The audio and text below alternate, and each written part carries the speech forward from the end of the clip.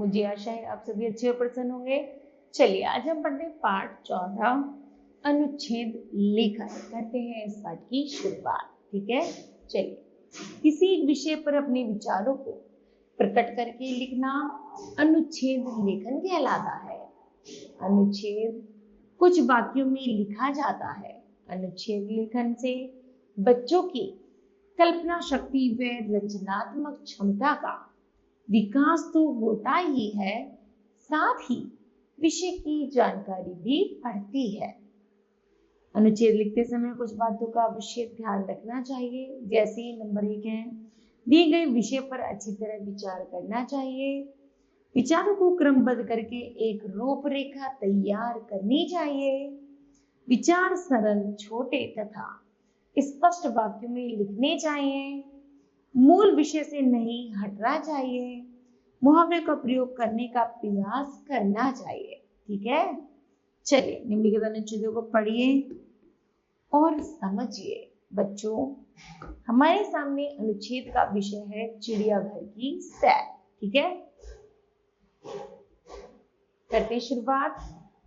एक दिन हमारी अध्यापिका जी ने कक्षा में बताया कि वे हमारी चिड़ियाघर दिखाने ले जाएंगी।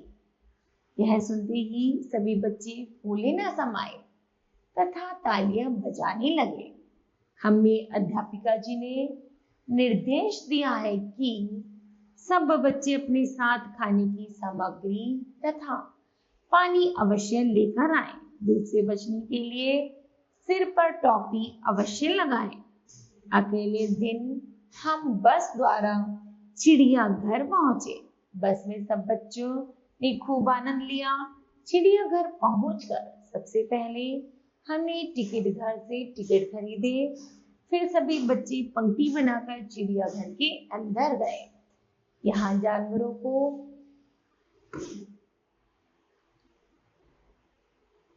अलग अलग बाड़ों में रखा गया था। हमने वहां बाघ, हाथी, हिरण, शेर, गैंडा, नीलगाय, जिराफ, ज़ेब्रा तथा अन्य जानवर देखे। हमें चिंपैंजी देखने में सबसे ज्यादा आनंद आया। घूमते घूमते थकने के बाद हमने भोजन किया। फिर पक्षी घर में विभिन्न प्रकार के पक्षी देखे। शाम को 4 बजे हम बस में बैठकर वापस विद्यालय आ गए। चिड़ियाघर की सैर करने में हमें बहुत आनंद आया तथा बहुत से जानवरों के बारे में जानकारी प्राप्त हुई। ठीक है, इस तरह बच्चों यह अनुच्छेद लेखन समाप्त होता है और आगे कुछ और अनुच्छेद लेखन है जिनको आपको पढ़ना है, समझना है और इसी तरह लिखना है। ठीक है, तो मुझे आशा है बच्चों यह पाठ आप सभी को समझ आया होगा। धन्यवाद।